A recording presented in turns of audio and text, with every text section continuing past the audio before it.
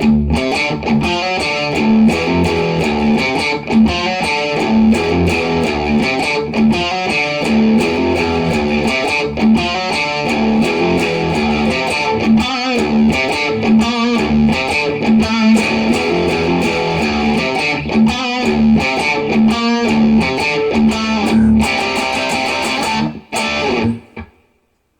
guys, this is Howard with Killing in the Name Of from Rage Against the Machine.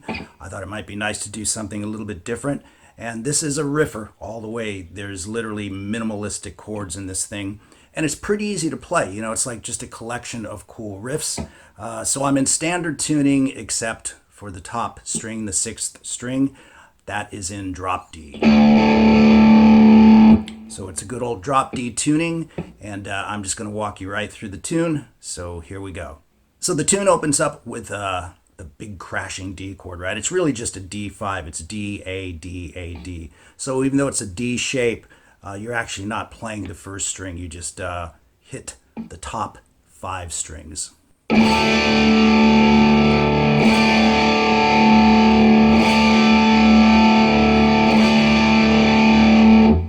Bass plays.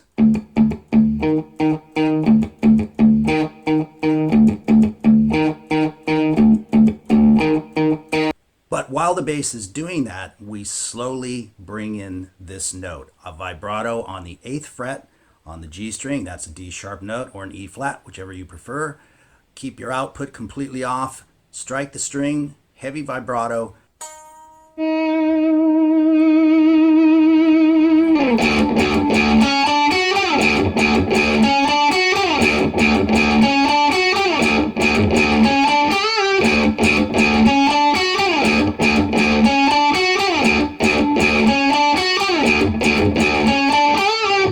So let's talk about that first riff, okay? First and foremost, you're definitely going to have some heavy muting going on, and everybody mutes a little bit differently, but this isn't really a palm mute in the back.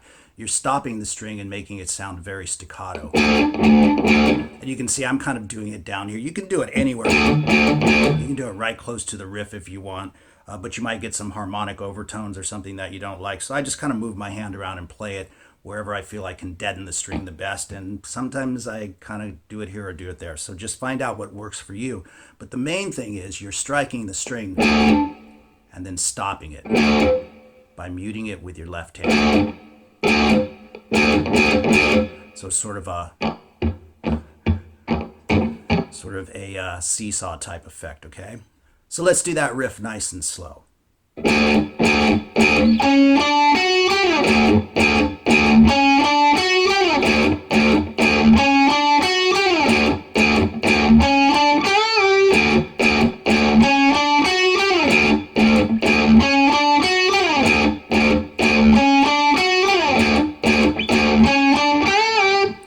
As far as that bend at the 12th fret on the G string, you can also do that by pulling the string down towards your feet. I push it up because that's most comfortable for me, but either way is fine. Whichever way you want to do it is totally fine, whatever works best for you. So that's that riff right there.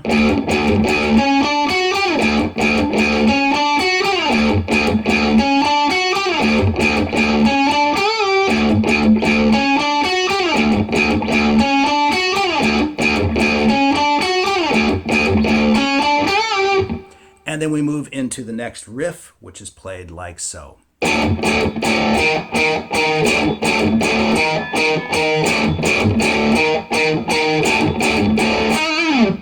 So I'm striking all 3 strings. I'm striking the 6th, the 5th, and the 4th string, but you can strike just the 6th and the 5th if you want to.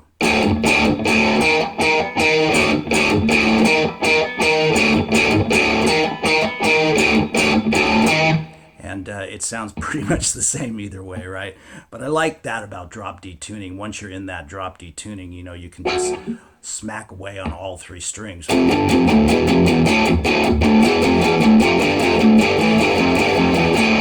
It sounds pretty cool. So this riff played real slow is like so. And again, it's that same muting effect. Back and forth between the 2 paws. 6th fret on the A string. 5th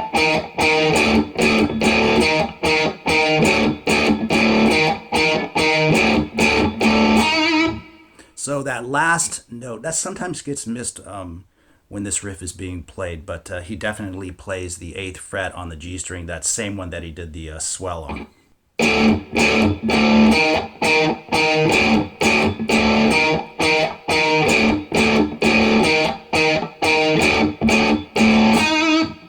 And then we moved right into the main riff of the tune. I consider this the main riff of the song. And it's a pretty cool riff, right? It's a killer drop D riff, and it's played like so.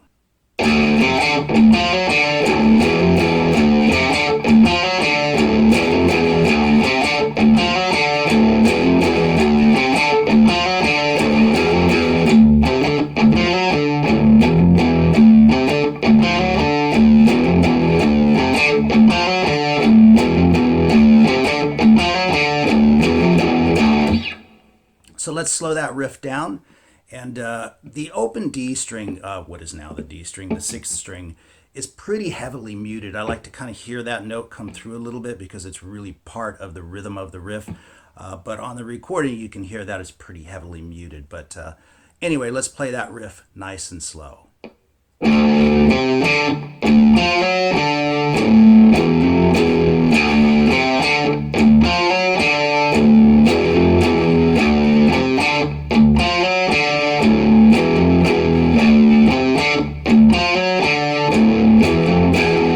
And again, for the, you can use just the top 2 strings. You can use all 3 if you want. It sounds pretty much the same either way. And I'm doing that with hammer-ons, which is the way I've tabbed it out for you. But you can also do it with slides.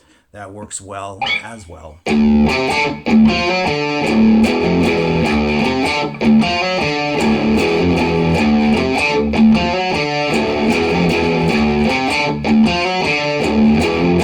So again, just do whatever works best for you, and you'll be on your way with this one. So that goes for a while, right? You're hitting the riff pretty hard, and then you bring it down quiet and mute it like I did. And then it gets heavy again, and the next riff that follows, like I said, this song's really a collection of riffs. So the next riff that follows is this one.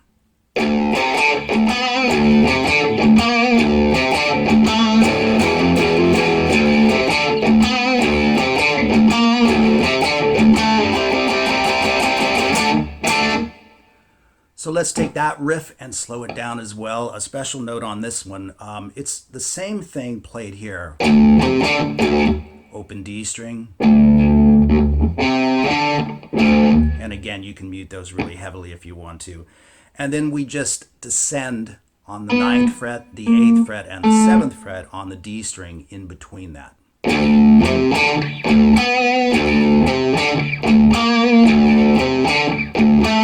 But you want to use a real heavy vibrato on those 3 notes, okay?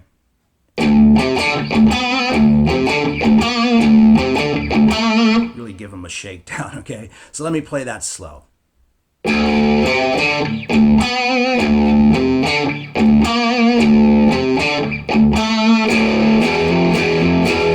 So again, you can slide those if you want to, as opposed to hammering them.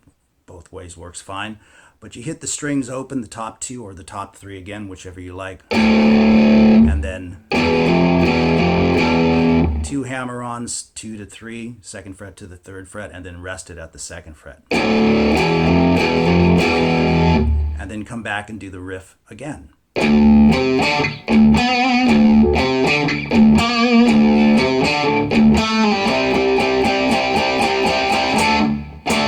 So that's just a C power chord, 3, 5, 5, and then we're going to move it up a whole step to D. And in the recording, the first time you hear him do this, you kind of hear that whole chord move up, and then later on he kind of does it and slips into the octave, and we'll kind of talk about that a little bit as well. But there's a little bit of muting involved with this, palm muting in the back. And you're there, okay? So again, the whole riff.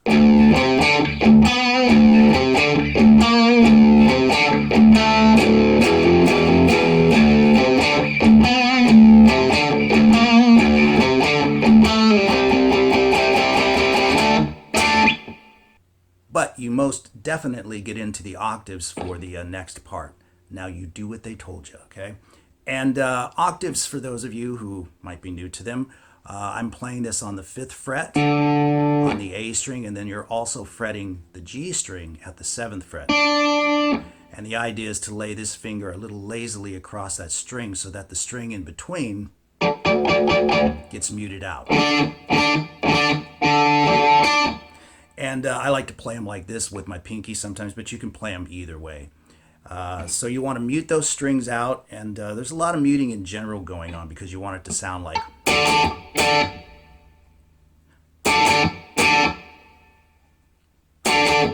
So you can see I'm just kind of smacking away on the strings and kind of using various fingers in and around that octave to mute the rest of the string. So that's a cool little thing to practice if you're not used to it. So this rhythm is down, up, down.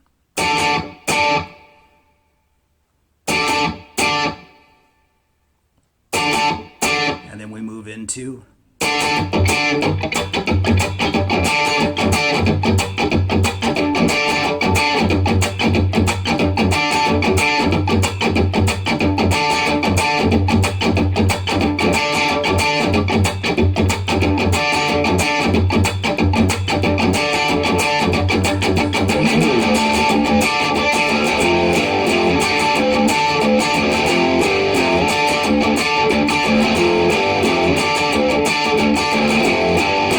and so on. Okay, so there's a lot of heavy muting going on there, and it's got a real shuffly kind of feel to it. Let me turn the guitar down just a little bit.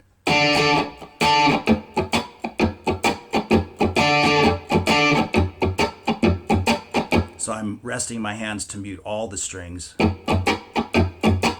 So I'm just going down, up, but with that shuffle feel.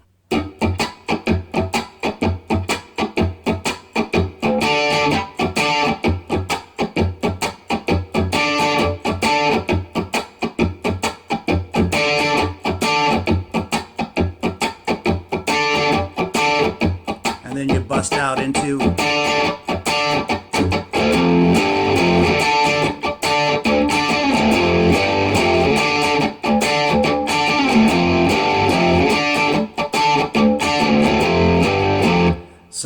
for that, we're playing and connecting with that last upstroke. I hope you can catch that okay. Again.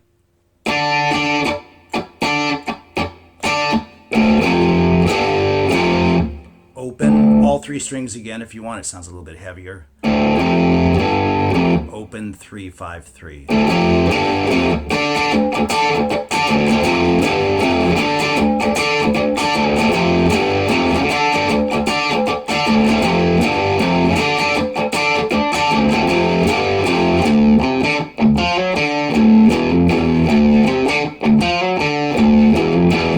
Right back to that riff right there. So it's a pretty easy song to play, like I said, but it's just sort of like a collection of riffs again, but it's got a really cool pocket to it. Everything they do has a really tight pocket.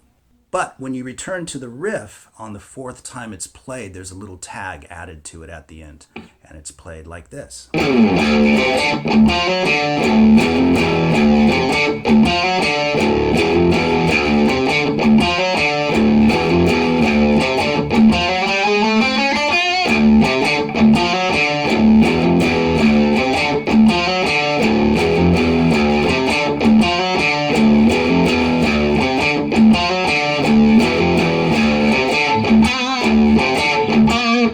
Into that riff again. Essentially everything else repeats, but you've got that little thing that you add right there. So let me play that nice and slow. This would be the 4th one. And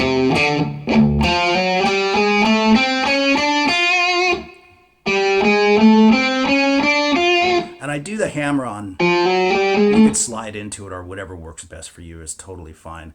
But that's the way I choose to play it.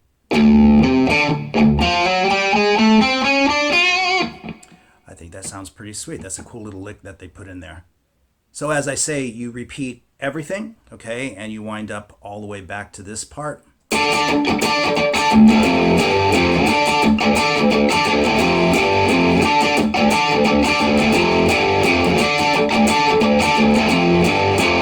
And then the guitar solo comes in, which is played with a whammy pedal. I don't have a whammy pedal handy right now, but if I get one and you guys would like me to do that, it's actually a pretty easy solo to play, but it's sort of fruitless without the whammy pedal because that gives it the whole effect that he was going for. So after all of that, again, we wind up back to this part.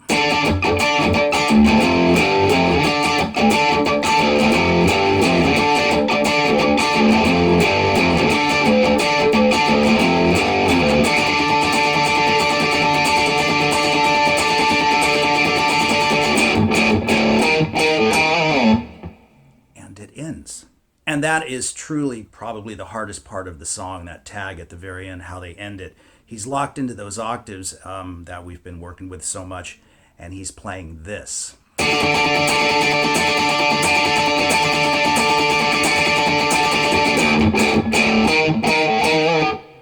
So let me once again turn down a little bit. You've got the octaves happening, and in your right hand you're playing this.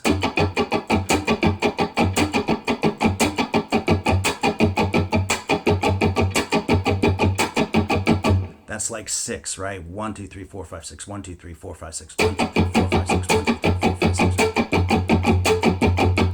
And you're accenting at the beginning of each 6.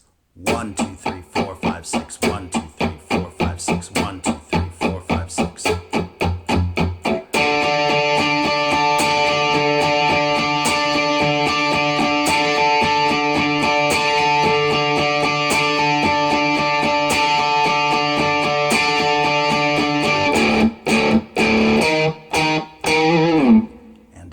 Okay, so there you go with Killing in the Name of from Rage Against the Machine.